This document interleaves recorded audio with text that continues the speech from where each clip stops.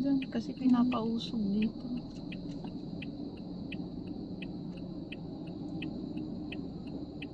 Ay, may babae rin pala silang kasama.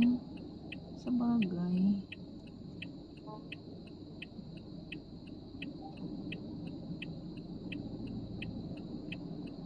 Tignan mo nga din, baka sumadsad tayo.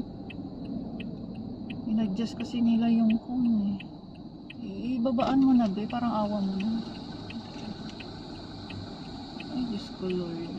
Sandali po. Nakikita naman niya may nag-a-adjust ng ano, ng cone eh.